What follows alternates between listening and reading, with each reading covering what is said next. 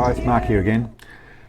Here for another little chat about the political situation. I suppose it's about the gun rights and political situation, voting, all that sort of stuff. And I've been through a couple of different videos, which my channel's noticed my views are dropping off again, that sort of stuff. So I don't really want to go on about this, but in the last video, after going through our sort of situation and some thoughts as to what we should do, and into basically being more less the silent voice and more start to talk amongst each other and start to build up alliances, talk to other clubs, other people, that sort of stuff that are all being a little persecuted by the government, or a lot persecuted by the government. And to find out of that, to try and build up a body that has more sway with the government, or with the election process as much as anything. So we become something, that body becomes something that they're interested in doing the right thing by. And the main point of that conversation was about conversation and getting together and talking about it and working out ways forward.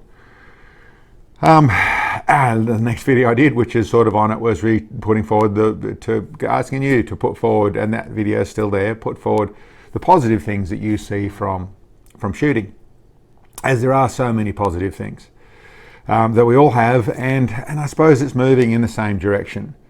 But I'm seeing quite a bit of people who are asking, well, what can I do? Who should I vote for? What can I do? That sort of stuff, wanting direction. And as I pointed out in that previous video, there is no champion coming to save you. You're going to have to be able to save yourself to be able to be saved by anyone else, I suppose, is the picture of what I'm saying. So you're going to have to get involved in some shape, form or fashion. That, or change your hobby. That's the real place. You're going to have to get involved in some form or other. So without being quite so negative, I want to go through it and break down a little bit of what that really means, what I'm really suggesting. And this is just my opinion, my suggestion. I've been through the process, I've spoken to organisations, spoken to bodies, spoken to all sorts of people, and it all comes up with the same thing. I haven't found a body, I haven't found an organisation that, although they might be on the right side, they are as much in it for themselves as they are for you. And they are also for the shooter, or for the citizen, how you want to put it. And in all forms, that is the weakest argument they've got is that, as I've mentioned so many times, the firearms have been propagandized against, and so shooting has been used, propagandized, that's a terrible word, but there's a lot of propaganda against firearms. And there has been for a long time. And there's some very logical reasons for it. It is to gain votes because they've made guns a bad thing in the community. So to get rid of guns is an easy, almost do nothing whatsoever, cost them very little in actual effort or in actual things that they're doing to get positive votes. You don't actually have to fix crime while you're pretending to fix crime. You don't actually have to do anything really constructive.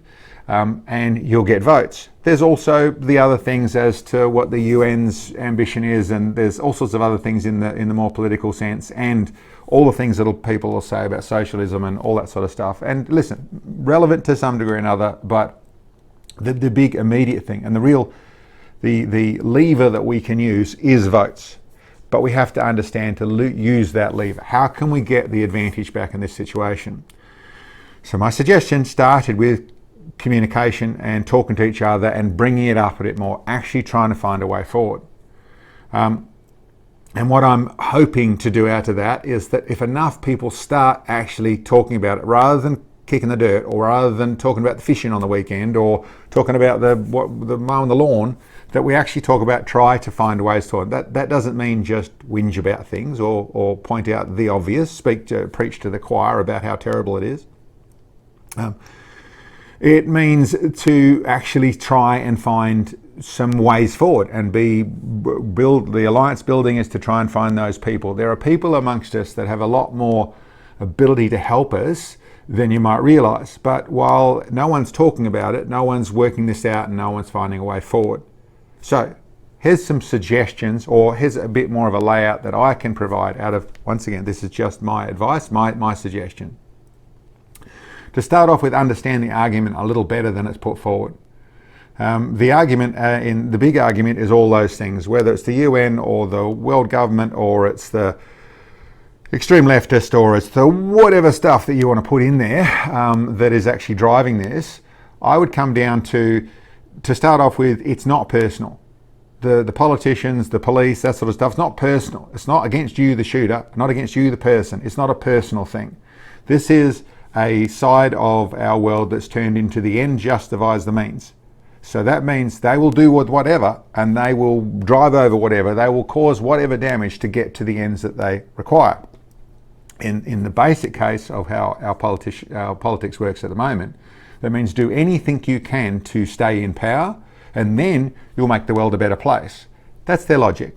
Do anything you can to get in power. You see it all over the world. Some of the stuff that's happening all over the world. I won't dig into other people's politics, but some of the stuff that's happening all over the world, some of the more of the tends to be left, tends to be more down the socialism side of things, but not necessarily, because it's on both sides this happens as well. But is the ends justifies the means, which means they will do whatever. And that moves into the second thing that's relevant in that situation. It's not just not personal, it's also largely, to too much of a degree, our government, our police force, the majority, even our media side of things, are not really accountable. They're not held to the same rules that you and I are. Unfair, undemocratic, yes, get all that sort of stuff, but it is what it is. We see the rules being broken all over our country, all over the world, particularly, well, in all cases. The elite, the media, the politicians, to some degree, not always, but to some degree, the police are not held to account. They can break the rules and nothing actually happens. There is actually, if you want to know, in the Australian police force, I don't want to pick on individual police people as well. Some of those are really good guys. There isn't any question, and there's a lot of the police force that are becoming more and more disgruntled, and more of our police force, certainly in Western Australia, are leaving because they've had enough. They don't want it anymore either, but they get fired or they do their job. They can't, there's no we'll just disdain from this moment. They only have those choices. So not all the police force, but some of them are really under a lot of pressure as well. But in our police force, to understand more of what goes on in Australia, is there isn't even any law. They don't break the law if they don't protect you. That is not their job. Their job is not to protect public citizens. The job is to enforce the legislation. That's their job. They do as they're told. That is their job. So it isn't the protect and serve that it used to be, and that's so many years ago now. It is to enforce the law. So when you understand those details and the fact that the hierarchy can break the rules and get away with things, the likes of will hold them to account and do that sort of stuff. Listen, I get those are great ideas if you could make it happen, but unless you're very wealthy and very well funded and very well legally organized and can get the court system to do the right thing, which isn't necessarily going to happen, it's a bit of a dead-end argument. I get the logic to it, but it's a bit of a dead-end argument. The real thing that I'd have to say, and that sounds like, okay, that's terrible. You said these things, well, we've got no control whatsoever. No, that's not the case at all. There are things that are well out of whack that are happening in our world, and they happen in a different fashion because they're delivered in a different fashion. And the big key I would see in this situation is it's not the logic of trying to convince the police force or to convince the government, the politicians, that we're good guys and we don't deserve picking on. It's not a terrible thing to do, don't get me wrong, and trying to do the right thing in those places and put it forward in the right thing. Yeah, I understand it. It's a good logic in some sense, but it's not really the logic that they're working with, because they don't care. It's not personal. They are doing things for votes. The end justifies the means. It doesn't matter if you have to step on a few nice people as long as you end up with the best result. That's their attitude. So how do you fix that? How do you change that? Well, it's not the politicians or the police force that you want to convince. It's the public that you want to convince. That's where the votes come from. And our votes, yes, we should do better. Our 90,000 licensed firearm owners in Western Australia, yes, we should all vote together. It's still only 90,000. It doesn't add up to a whole lot. And I don't know the numbers over Australia, but even there's going to be in the vicinity of 1 million firearms owners in Australia. So yeah, that's relevant. That starts to become a bigger number if we all went the same way. Of course, we're not. We have the FUDs, we have the farmers, we have the hunters, we have the we're all different groups and our factions are not together. Once again, start that conversation, talk together and that sort of thing. But there's a lot more people in the same boat that I keep trying to say. And you don't need to convince them to be a shooter. But here's the thing that most Aussies already know. There is, I don't know the numbers on it, but I would suspect it's in over 50%, maybe a bigger number than that, of Australians that think the only people that have got guns are bad guys. Yep, the criminals are the only people that have them. So what's wrong? You think from their perspective. And let's go with that's 50% of the voting people in Australia. And then you go with, to them, the police minister's saying we're getting the guns off the streets. He's using the right words, isn't he? Because that's where criminals' guns would be. So what's wrong with these harsher rules on these people that want to try and keep their guns? Because they're all criminals anyway, because they don't know any better. So yes, you can say, okay, well, the media's done that and the police have done that and the politicians have done that. Now, listen, they've encouraged it, but there's another thing where you can look at it here. We haven't done anything about that. As shooters, and this is just as the shooters, just as people with firearms that do all the wonderful things that we do, and are the responsible people, and are good guys, and have the best safety records, and all the positives, who knows that apart from ourselves? No one. So there's where the real angle is. That's the whole thing. Convince the people. And not that we need to have guns. Don't know that good guys have guns. We now have things like female football, women's football league, advertised all the time on TV. We have, I don't know how much advertising now, there was a lot of advertising for horse racing. There's a lot of advertising for cage fighting. There's a lot of advertising for, in all the different ways that the advertising comes forward in the woke world, in all the different things you see on the ads. What am I talking about? It's the way our world obviously works. We know how this works. Our world advertises things. If it wants to change people's perception, it spends money in advertising. We haven't got any ads. I don't know the finer details on that. It's not something I've run past anybody. But if you had some of the fun times that we see, whether that's a prac match where there's guys out shooting fast with the handguns in the competition they're doing, that side of things, and showing that sort of stuff, and put a proper produced video together with showing that sort of stuff. We've got our cowboy actions, we've got skeet shooting, we've got the kids shooting in competition, we've got all sorts of things, but we've also got a lot, as you know, at a good match, at a fun match, then there's people that are laughing and cheering. It's a really positive thing. To a degree, yes, I believe it would advertise the sport as well. You're going to get more people wanting to do it.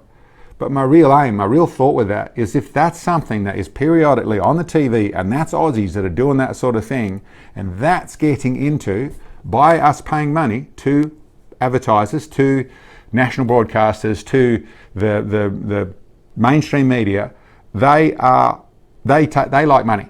That's what they try and run their business on. That's what they're trying to survive on. They want money. So maybe it'll cost us a little bit more. And maybe it's even harder than that. But I haven't heard it said that it's not possible. I've seen ads run in political ads run on TV, on the normal channels that the rest of the world is watching, in a anti-police minister ad format. So I understand what they were doing. Our police minister, once again, he's against the guns here. From what I know, he's not actually against the guns. He's a hunter as well. But as I said, ends justifies the means. He wants to be voted back in. He wants to keep his position. So to take the guns away from us, that's fine. Won't go any further down that road. And I can't verify that, so I suppose that's verify it before you quote me. But the real angle I'm talking about there is, what about doing some advertising? What about we put that forward in every sense we can? This turns into, what am I suggesting we're doing? I'm suggesting that we talk more about this at clubs, at going out on the hunt with guys, dealing with other people, that sort of stuff. You're in the four-wheel drive club and that sort of stuff, and you know that the gun guys are dealing with this sort of stuff as well. Have this conversation, talk about it more. But then there's suggestions like, why don't we work out a way to do that? Now that's going to cost $150,000 to run some decent ads and that sort of stuff. And the only way we can do it is by all putting our hands in our pockets. Well, if we're all talking about it, then maybe that works. And maybe, when we do it just Australia, you put in 50,000 people, that becomes not that much money to raise money to do that sort of stuff. And yeah, a proper production thing, not talking to a YouTuber to try and put something together, but a proper production thing and a proper team of people, be it clubs, be it whatever it is, then they get in and build an ad. Listen, it's an idea. It's not something I'm telling anyone to do. It's a suggestion as to work with our world the way our world works. There's when in Rome, do as the Romans do. Our world does. That's what it does. It sells you junk food all the time. It sells you the fact that every family should have all different coloured people in it. It sells cage fighting. It sells you pretty much want to name it. If they want you to want it, whoever that is, and generally that's corporations obviously, and then generally what they're trying to do is the likes of the amount of ads now for the Women's Football League. Nothing wrong with it. Of course, it was called the Powder Puff Derby and it only happened occasionally in the country towns I grew up in. Now it's turned into a different thing. Okay, a world changing, that sort of stuff. But it isn't going to get to where it even is now without a whole heap of money spent on advertising. So let's look at our problem through that lens. Why not we try selling what we do, if nothing else, just to show what we do. You know, there's people that are actually doing this. And people brave enough, I'd have to say also, to let their faces be on camera, let their personalities be on camera, let that stuff be there to the fact that, yeah, we're shooters, we're happy, we're proud of it. We're good guys.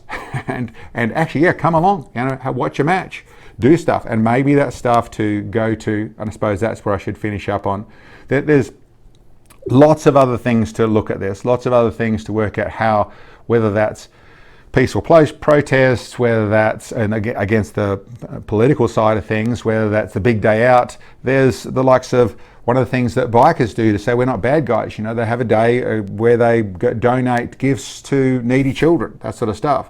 Once again, this is fixing a negative to what they have, so in the fashion of an image they have. We could do all sorts of those things, whether that's one day a year where all the shooters do a big thing and put on a big charity thing, or that we raise funds for kids' cancer or whatever it is, but we put our faces out there as we're the shooters that are doing something good. So, well, the other thing I want to say there is once again, and I'll sort of finish where I started a little bit, this is not for a champion to rise up. This is for every shooter that wants to still have firearms in the next 10 years. There are real plans in place, and I'm not saying they're going to pull it off, where they would like to take all the firearms away by 2030. So basically 6 years' time, they'd like to have them all gone.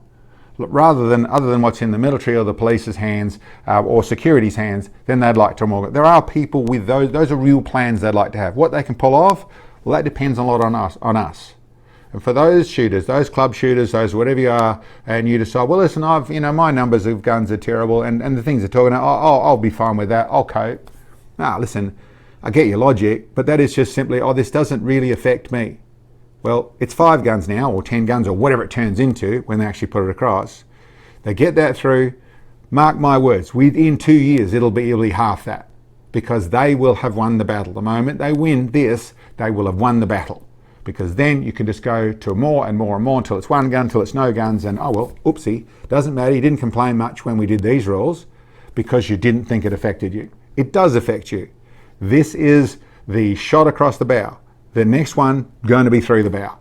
So understand that without any question. If you want to do this, be part of changing this. If you want to keep this in 10 years' time, you want to be able to go and enjoy yourself at the range. You want to be able to go and be a recreational hunter. You want to go and do even competition side of things. You want to do that. You want Australia to still be in shooting in the Olympics. Then the only way to do this is to start doing something now. To get off your you-know-what and start do something now. Not follow a champion, be part of creating that way forward. Whether that's everyone gets together, where there are small groups, and this is also, yes, I think your club should be involved, but they're already doing as much as they can. Certainly I know clubs in Western Australia that are really working hard to not get shut down by the police. So they don't want to take on some other thing, some social media thing, all that sort of stuff. They don't want to go there because they'll leave more in the crosshairs. So this has to come from the people. It has to largely come from talking about it and meeting people in the flesh sort of stuff. It has to come from, that's where these ideas have to build from.